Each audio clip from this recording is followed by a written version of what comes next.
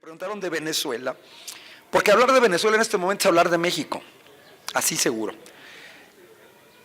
Por ahí les voy a poner la liga, o en Facebook, o en YouTube, o se las pasamos a los compañeros del buzón, de una magnífica entrevista que Telesur le hace a Thierry Meyssan, francés, de la red Voltaire. Devela cuál es el mecanismo norteamericano. Y las hipótesis de Meyssan son espantosas. Él llega a afirmar que no les interesa el petróleo de Venezuela a los gringos. Les interesa destruir al país. Porque los venezolanos no solamente tienen petróleo, tienen oro, tienen coltán, tienen uranio, tienen torio. Y ellos, veamos lo que está sucediendo, lo que sucedió en Yugoslavia. Los gringos se meten a promover la guerra en Yugoslavia y Yugoslavia quedó fragmentada en 7 países, muchísimos más fáciles de controlar, países pequeñitos, Eslovenia, Montenegro, Serbia, los ponen a pelear entre ellos. De hecho, lo que dice Thierry Meyssan da el testimonio de un equipo de francotiradores italianos que estuvieron presentes en Medio Oriente y cuyo papel es el que militares jugaron el 2 de octubre de 1968 en la Plaza de las Tres Culturas. Disparar contra unos y disparar contra otros. Se dispara contra los estudiantes que dicen nos agrede el ejército. Y se dispara contra los militares para decir nos dispararon los estudiantes. Bueno, pues un equipo de francotiradores italianos ha estado en varios países haciendo esto. Y ya lo hemos visto en Venezuela. Francotiradores que disparan contra gente pro Maduro y contra gente en contra de Maduro, de tal manera de exacerbar los ánimos y de decir, ellos nos están matando. Son planes verdaderamente maquiavélicos. Y lo podemos ver ahorita en Siria, que además es curioso, vean los gringos, Siria, Afganistán, Irak, Venezuela, países con recursos energéticos. Siria la están destruyendo totalmente. Estamos ante una guerra de quinta generación, se llaman golpes blandos, como lo vimos en Brasil. ¿Qué hacen en Brasil? Primera, el legislativo defenestra a Dilma Rousseff, elegida legítimamente, y utilizan al Poder Judicial para encarcelar a Lula da Silva y que no pueda participar en las elecciones por una sencilla razón. Si a Lula lo hubieran dejado participar, el presidente de Brasil no sería Jair Bolsonaro, sería Lula da Silva. Y encarcelan a Lula da Silva sin pruebas. Quitan a Dilma Rousseff, meten al tipejo este de Bolsonaro, que inmediatamente se pone como tapete al servicio de los norteamericanos, dispuesto a agredir a Venezuela. Para eso lo pusieron. Dilma Rousseff no se habría prestado a la posición de Bolsonaro. La posición de dignidad del gobierno de Andrés Manuel López Obrador, que no es el único. Ahora ya acusan a López Obrador de que no está a la altura de los tiempos, que porque ya no está de moda la no intervención, como si fueran camisas, pantalones o sombreros.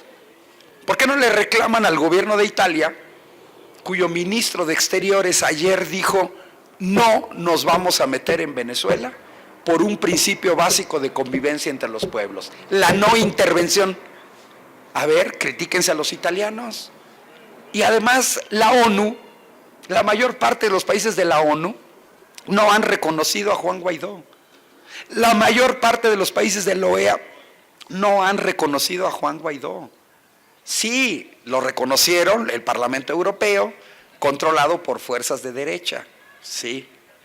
Ya vino Pedro Sánchez del PSOE, que da vergüenza. El PSOE traiciona al propio mediador en Venezuela, José Luis Rodríguez Zapatero, expresidente español, miembro del PSOE, que está haciendo un trabajo de arreglar las cosas por la buena. Y luego viene Pedro Sánchez, que es una vergüenza, a querer decirle a AMLO que sí, que hay que intervenir. Bueno, ¿cuál es el camino de estos golpes blandos y guerra de quinta generación, porque tenemos que tener los sensores puestos. Primero, una agresión mediática, basta ver a CNN, por ejemplo, en donde comienzan a contar una bola de mentiras y medias verdades. Fíjense cómo es CNN. El 23 de enero hubo marchas masivas en apoyo y en contra de Nicolás Maduro, del gobierno de Nicolás Maduro. Pero CNN no nos mostró los cientos de miles, las decenas de miles que salieron en Caracas a favor de Maduro. Nada más nos mostró a los otros para hacernos creer que todo el pueblo venezolano está en contra de Nicolás Maduro. Yo casi le diría a la derecha venezolana, no sean chillones, vean lo que hicimos los mexicanos. ¿A poco ustedes tienen un organismo tan tramposo como el INE o como el IFE? ¿Qué fue lo que hizo Morena? Nos hicieron fraude en 2006 y seguimos batallando y no le pedimos al ejército que diera golpe de Estado. Lo arreglamos por las buenas. Nos volvieron a hacer fraude en 2012, nos volvimos a organizar y le ganamos al PAN y al PRI. Que no me venga la derecha venezolana que no le pueden ganar unas elecciones a Maduro. Pues sí, pero tienen que participar. Miren, entrevistan a un argentino que va a Caracas y dice, yo quiero ver en vivo a los venezolanos hambrientos porque no hay nada que comer. Y lo primero que se sorprende es que llega a un país donde el litro de gasolina cuesta 50 centavos de peso. 50 centavos de peso. Llenar un tanque de gasolina de 50 litros cuesta 25 pesitos. Ya, 25 pesitos. Lo que cuesta una torta. 25 pesitos. Y luego además dice que ve por las calles de Caracas Land Rovers, BMW, Audi, vehículos de lujo. Y yo lo veo y vean y observen una cosa en muchas de las cosas que nos muestra CNN y una cosa que yo observo, la manera en la que están vestidas la gente que protesta. Traen ropa de marca, buenos zapatos, buenos relojes, traen buena ropa, no se ven desnutridos por ningún lado, por ningún lado. Es más, le tupieron a un empresario español que hace más o menos 8 meses subió a su cuenta de Facebook una serie de fotografías de supermercados venezolanos con productos de lujo. Jamón ibérico español, caviar y una bola de cosas. Y dice, esto es en pleno desabasto. Primero viene esa agresión mediática para que todos digamos, Nicolás Maduro, te tienes que ir porque eres un ojete. Todos, ese es lo primero, satanizar. Lo hicieron con Saddam Hussein y lo hicieron con Gaddafi en Libia. Primero es el desprestigio, el ponerlos como un asco. Pero les recuerdo que los primeros que sostuvieron a Hussein fueron los gringos. Y esto tiene que entender la derecha venezolana y los colombianos. Asusaron a Hussein contra Irán y esos dos países combatieron por culpa de una guerra norteamericana y pagaron con más de 1 millón de muertos. Pues agárrense colombianos y brasileños, va a morir su gente por la irresponsabilidad de su gobierno. Ahora ya sale muy machito el secretario de Relaciones Exteriores de Colombia a decir, vamos a sacar a Maduro como sacamos a Noriega de Panamá. ¿Vamos? Si no tuvieras detrás a los gringos, ¿serías tan machito de querer invadir a otro país? O sea, ahora todo el mundo anda bien machito. Ay, vamos a invadir y vamos a sacarlos. Segunda fase es la agresión económica. Cuba está bloqueada desde los años 60. Es un país que tiene 60 años de un bloqueo económico donde no le venden refacciones, donde no le venden alimentos. Y es lo mismo que han estado haciendo en Venezuela. En Venezuela, como lo hicieron en Chile, la derecha, hay acaparamiento de productos. No los venden, los esconden para generar un desabasto. Y ya los de mexicanos ya lo vimos. el desabasto genera enojo en la gente y ellos lo que quieren es tensar, que la gente se enoje. Entonces te oculto el arroz, te ocupo el maíz para las arepas, te lo oculto y viene y la agresión económica, los 7,000 millones de dólares que los gringos acaban de agenciar de Venezuela, de la petrolera Citgo, que pertenece a Venezuela, y el oro que no quieren regresar los ingleses. Fíjense, la meca del capitalismo, violando los principios básicos del capitalismo, que es: yo te doy dinero, banco, y yo, banco, no te lo quiero regresar. Hacen un escándalo para proteger a los privados. El secreto bancario es lo más sagrado que exista para un capitalista. Y yo meto el dinero al banco y me lo quedo. Bueno, pues ahí está. Si eso no les funciona, y lo estamos viendo claramente en Venezuela, es la violencia interna desatada con la manipulación mediática. Nos exhiben a los muertos de un lado, pero nos ocultan a los del otro lado, para siempre victimizar a unos y para ver. Miren, 2 pesos y 2 medidas. Este país acaba de ver a miles de hondureños atravesar famélicos este país, ellos sí, los hondureños sí jodidos, porque los ve uno en las calles y en los cruceros de varias ciudades mexicanas, pero los gringos no han pensado invadir Honduras, pues ellos quitaron y promovieron el golpe de Estado contra el legítimo presidente Manuel Zelaya en 2009. Entonces, los emigrantes venezolanos son de primera clase. Los hondureños son escoria. No les interesa. ¿Quién puede creer que Donald Trump, un presidente nefasto que da la orden de enjaular a niños y de separarlos de sus familias, puede estar interesado en los derechos humanos? Solamente ellos se los creen. Desatan la violencia y luego lo que sigue es la invasión de países vecinos. Lo vemos con Turquía invadiendo Siria, por ejemplo, ¿no? Para que se enfrenten entre ellos. Última medida, los gringos, pero no les gusta mucho, es que están empantanados en Afganistán y en Irak. A todo el mundo dijeron: miren, Irak tiene armas de destrucción masiva, vamos a imponer la democracia. Bueno, pues la derecha venezolana lo tiene que ver. Si le sale bien, tiran a Maduro, imponen a Guaidó y van al gobierno y privatizan PDVSA. Pero si les sale mal, pueden empantanar en una guerra civil, se pueden empantanar en una invasión de su país, en donde entonces sí van a sentir lo que es desabasto, y en donde entonces sí van a sentir lo que es carencias, y en donde van a pagar con sus vidas el andar jugando con fuego, mientras los gringos cómodamente están comiendo aguacate, viendo el supertazón. Así de sencillo. Pero pues miren, para que alguien se quiera inmolar, pues se requiere también alguien que se quiera inmolar. Vean a qué nivel estamos. ¿Quién es Juan Guaidó para decirle a Andrés Manuel algo? En primera, lo voy a decir de manera despectiva, ni modo, es un diputadillo o un diputadete que yo me quise buscar en internet cuánta gente votó por él. Es un diputado federal. Pues no sé, Venezuela es un país que tiene 30 millones de habitantes. Tan solo los que votamos por Andrés Manuel somos más que todos los habitantes de Venezuela. Así de sencillo. ¿Cuántos pudieron haber votado por él? Si bien le va a algunos miles. Y votaron por él para que fuera diputado. Y se autoproclama presidente. A ver, ¿qué le pasaría a Donald Trump? ¿Qué diría?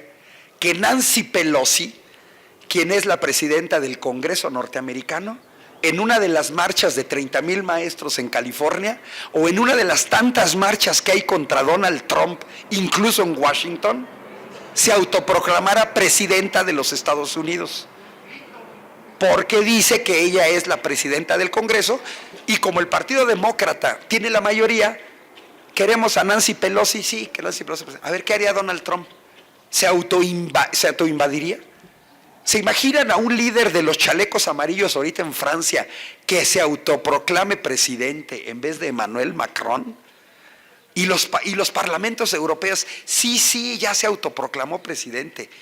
Es una cosa gravísima esto que estamos viendo en Venezuela, gravísima, porque le puede suceder a cualquier país. Cualquier hijo de vecina se va a autoproclamar, ¿no? Bueno, ¿qué tendría que entender la derecha venezolana?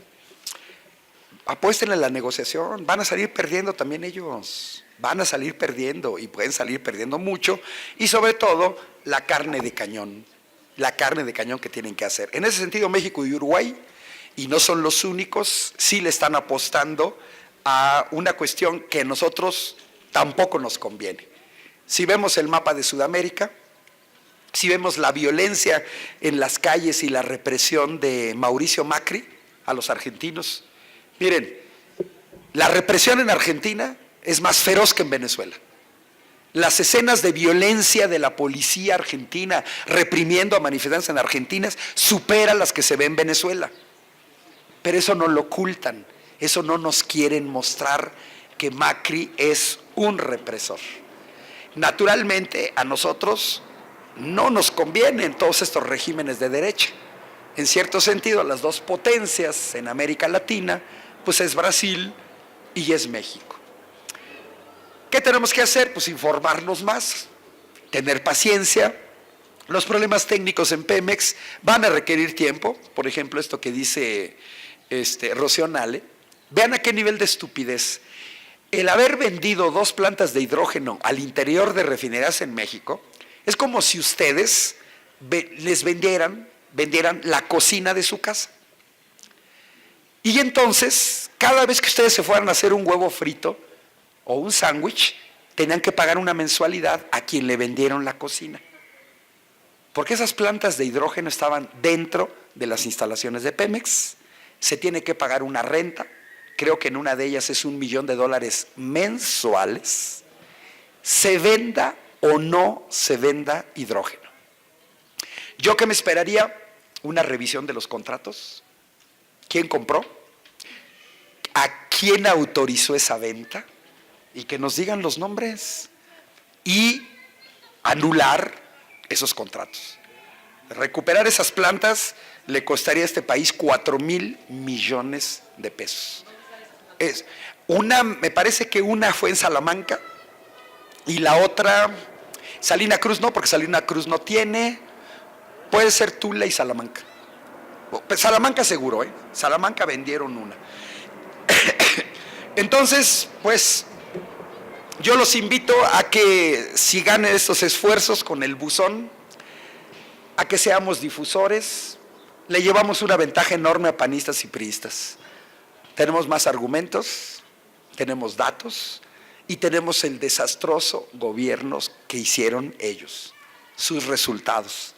Así es que pues hay que retarlos a debatir, hay que dar datos, etcétera. Y a final de cuentas, a nosotros lo que nos interesa no es un revanchismo. Le apostamos por un gobierno diferente y lo estamos observando.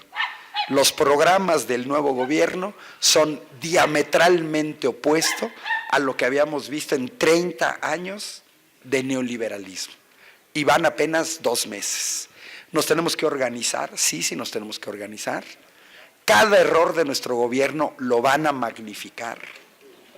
No la tienen tan fácil, en el sentido de ya no tienen el control absoluto de los medios, pero si se acuerdan, ya hubo un grupo de empresarios de Monterrey que hicieron una vaquita de $20 millones, 400 millones de pesos, para hostigar a un gobierno legítimo. Fíjense cómo son las derechas, 400 millones de pesos para hostigar a un gobierno legítimo que ganó las elecciones. Eso sí no lo critican. O sea, eso les parece natural, criticar a un gobierno legítimo que ganó con más del 50% de los votos. Pero algo está cambiando. También hay empresarios que están apoyando este gobierno y la razón es muy sencilla. Los anteriores gobiernos, para construir el circuito mexiquense, le entregaron los contratos a la empresa española OHL, ya señalé los campos aerogeneradores en el Istmo, entregaron los bancos a los extranjeros, entregaron las gasolineras a los extranjeros, pues a quienes les pegan son a los empresarios mexicanos. Yo digo bienvenidos a la cuarta transformación, a los empresarios nacionalistas mexicanos, como hay empresarios nacionalistas franceses, como hay empresarios nacionalistas noruegos, como hay empresarios nacionalistas suecos. Cierro con una anécdota para que vean qué tipo de empresarios necesitamos. Yo trabajé 10 años en Italia Y me tocó ver en primera mano cuando los coreanos le quieren comprar a Agnelli, el dueño de la Fiat, el principal productor de automóviles en Italia por décadas. Entonces los coreanos le quieren comprar su fábrica a un señor de 80 años. Si hubiera sido mexicano, había hecho lo que hizo Mariazún Aramburu Zavala, que se deshace del Grupo Modelo, una de las principales empresas mexicanas, y la vendió. Y se la vendió a un grupo belga, a un grupo brasileño, por hueva. Ay, qué hueva administrar una empresa transnacional. Agnelli le dijo a los coreanos, no les voy a vender la Fiat, porque yo ya sé qué van a hacer. Fíjense, un empresario de 80 años, que ya está más cerca de la tumba que otra cosa, yo no les vendo mi fábrica. Ustedes van a sacar la producción de Italia, van a generar desempleo, van a generar delincuencia en mi país, y yo no quiero la destrucción de mi país. Un tipo que está a punto de irse a la tumba. México necesita ese tipo de empresarios que le apuesten a los mexicanos. Yo soy formador de ingenieros, tengo 30 años formando ingenieros. Tenemos estudiantes brillantísimos que tienen que dejar su país y que van a hacer ingeniería y van a crear tecnología en países extranjeros que luego los extranjeros nos venden. Yo creo que este país sí le está apostando a los mexicanos, sí le está apostando a la juventud mexicana, pero también necesitamos empresarios que se pongan a trabajar. Hace 40 años, los indicadores económicos de Corea estaban por debajo de México. Díganme, ¿quién trae de aquí un celular mexicano? Nadie. Pero ¿quién trae un celular coreano?